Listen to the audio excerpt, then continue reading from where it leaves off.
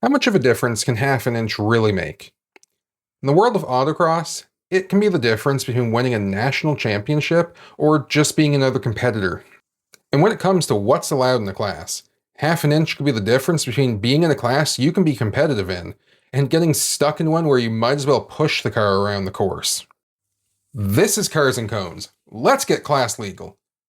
And along the way, we'll figure out what that even means.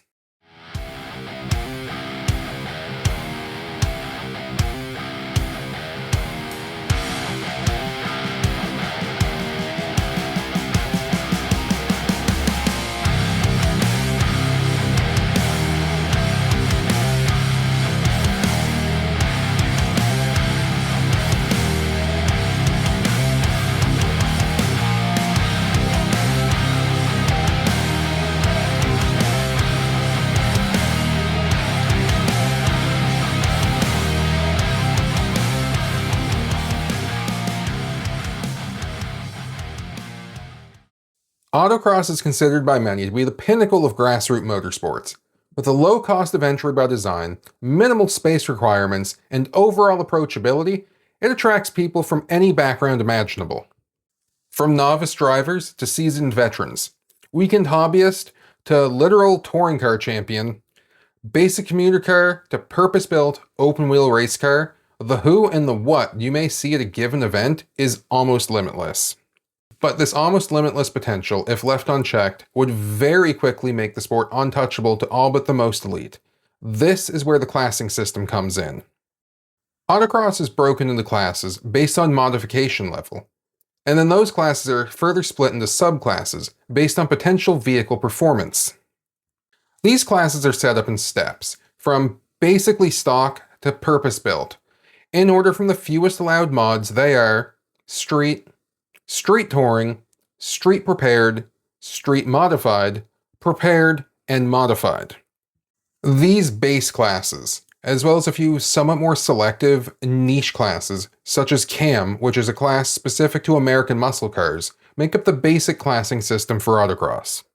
Now, having said all of that, a completely stock 3-cylinder Geo Metro would get absolutely embarrassed by a stock 911 GT3 if they were to run in the same class. This is where subclasses come into play. Each class is broken into multiple subclasses designated by a letter before the class initials. That Geo Metro would fall into the H Street class, effectively the lowest performance tier, while the GT3 falls under Super Street, the top tier in the street class. These classes and subclasses coincide with what is known as a PAX time. This is a multiplier used for each class and subclass to try to even the playing field a bit. If the GT3 was to run a 35-second raw time, with the class modifier for Super Street, it would have a 29.26-second PAX time. For the Geo, it would only need to run a 37.32 raw time to have the same PAX time. It doesn't seem like much, but on a short lap like this, that's over 6.5% slower. That means if the GT3 driver hits a cone or two on their fastest runs, you could finish ahead of them. This level of competition is why the class rules exist in the form that they do.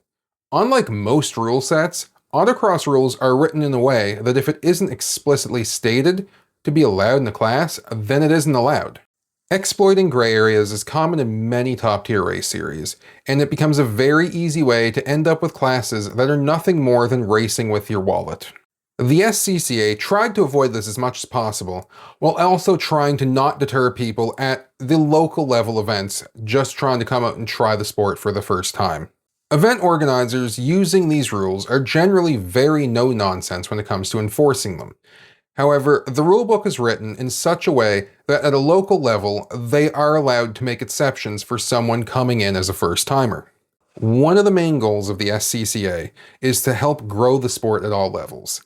Turning someone away because they bought a set of wheels they liked that don't meet the class rules, or because they put a Fast and Furious style wing on the back of their car, means the person's very likely not going to come back. By letting them run and teaching them what they can do to be legal in the class best suited for them, it not only keeps the sport fun for everyone, it also keeps it approachable for newcomers. This is where I found myself at my first event. Modifications such as an air intake, lowered suspension, chassis braces, and the like moved me into the street class.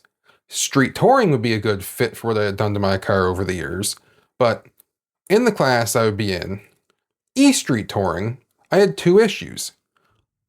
Both of them involved my wheel and tire choice, and both of them would move me into the street prepared class, somewhere I'd be very, very underbuilt for. Problem 1. My street wheel setup was too wide. E-Street touring allows a maximum wheel width of 7.5 inches. My wheels at a 17x8 were half an inch too wide. Problem 2 is my tire width. I run a 245/45 R17 on the street. The class is limited to a maximum width of 225, so here again, I was 20 millimeters too wide. I was running Kumo PS71s, an ultra-high-performance summer tire with a tread wear rating in the low 300s, so I was well away from the 200 tread wear limit allowed in most classes. Had my wheels been within the class limit, I probably wouldn't have been given a second look in my first year, just due to the handicap of having a street-focused tire, even a performance one. So, now knowing what parameters I was working with, I set out to find a set of wheels I could use. I wanted to stick with a 17-inch rim, as tire selection and price is a bit better than with an 18-inch, and anything smaller won't clear my front brakes. I also wanted to stay between 35 and 45 millimeter offset, as I knew that would clear everything in the front without rubbing during turns. Bonus points were given to anything that had any extra caliper clearance, as again, my upsized front brakes have had rubbing issues when I had test fit wheels in the past. I also had one other small preference. I wanted to get them and get the tires on them as soon as possible, and didn't really want to spend a small fortune on them. Living in Atlantic, Canada, even the most budget wheels can run upwards of $165 each, and can weigh 27 pounds or more. Spending over $750 on a set of less than spectacular wheels was something I was hoping to avoid if possible. Big dollar wheels are one thing if you're chasing every last hundredth of a second, or building a show car. I was looking for something I could beat on and not need to worry about if I was a bit close to a bumper dip. I ended up finding a pretty decent looking used set of Mitagi Tracklight MR131s on Marketplace. They were a bit narrow, being a 17x7, but they were local, priced very well at literally less than half the cost to get anything new, and they were light at less than 17 pounds each. Not too shabby for a budget wheel. For tires, the choice is really simple. I was going to get a 225/45 R17, as that was the most common size for 200 treadwear tires in my class. The slightly shorter sidewall would give me a small effective gearing advantage, and basically every brand that makes an autocross-ready tire makes one in that particular size. Preferably, I'd be buying something out of the Super 200 category of tires, so named for their 200 treadwear rating and top-tier levels of performance. Too easy then. I'll just hop online and buy a set of the RE71 RS and be done with... back-ordered. Okay, no problem. How about the Falcon RT660? Oh, also back-ordered. Their older RT615K.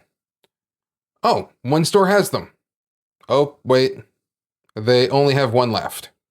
Sensing a theme here yet? Every tire I would look for was either not available or approaching $400 Canadian per tire, plus taxes and shipping fees, with no guaranteed shipping date. By the time a set got to my door, I'd be pushing close to $2,000. And it's not like these tires are known for their long tread lives. Many people end up replacing them every season or two, and some people sooner than that. For a bit more perspective on how difficult it can be to get tires even this early into the season, I didn't actually even get the tires I eventually did order. After striking out with all the usual top options, I decided to go back to the wild land of the internet and see if I could find a different option. A lot of people recommend not getting a Super 200 tire when starting out, as they can mask the forming of bad habits with their high levels of grip. Even with this, I didn't have many options available to me at the time. Many tires with high grip, like the Michelin Pilot Sport 4S and the Continental Extreme Contact 2, are still street-focused and prone to sidewall rollover unless you pump them up to extreme pressures. Not wanting to be dealing with the trade-offs of either running a high level of pressure but risking a potential sudden loss of grip, or lower pressures and potential sidewall damage, I kept looking. Exhausting almost every option available to me, I ended up ordering a set of Zestino Gredge 07Rs, a 240 treadwear tire originally designed for the drift scene, but there are a few reviews of them being used as a budget track day tire to some level of success. I figured at just over $600 for a set all in, they fit my budget, and they were supposedly able to be at my door within a few days. They wouldn't be at Super 200 levels of performance, but they should still outperform most any normal summer tire. Marketed as a sticky drift tire for high horsepower cars, they should hold up to high temperatures well, and the sidewalls should be plenty stiff enough to handle the weight of my car under high loads. Imagine my surprise when the next day I get an email saying the tires I ordered were not available. Come to find out, they only had 3 tires in stock that they could sell. They offered me the Zestino Acrova 07A instead, a 280 treadwear version of basically the same tire. Zestino claims a different compound between the tires, but there have been people who have run them and swear the only real difference is the molded tread depth being slightly deeper on the higher treadwear rated Acrova, at 1030 seconds versus 830 seconds for the Gredge. Either way, I was running out of time and had run out of options, so I said I'd give them a shot. A few days and a trip to get them mounted later, and I can now say I'm officially class legal. With about a week left to go, I still need to properly heat cycle the tires, and I also need to get a more aggressive alignment to really be able to start pushing harder on course. The alignment isn't something I can do at home, but on go the new wheels and tires to get a quick heat cycle in. Heat cycling is simply the process of getting the entire body of the tire up to operating temperature and then allowing it to cool gradually and without weight on it. Some tire retailers actually offer this as an option with Autocross and track-focused tires, using special roller setups to bring the tire temperature up evenly. You can do something very similar by just driving on the highway for an hour or so without stopping on a warmer day. The important thing with doing it this way is you must take all the weight off the tires basically as soon as you park them, either by lifting the vehicle or preferably by removing them from the vehicle completely and putting them somewhere inside and out of direct light. After that, it's as simple as just letting them rest for 24 to 48 hours.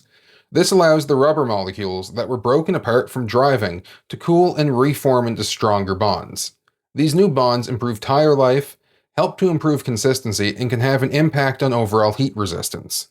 With that done, I was pretty much finally ready to go for the next event. Legally, this time. And on that happy note, this seems like a good spot to wrap up for now. As always, thanks for watching, and I'll see you next time.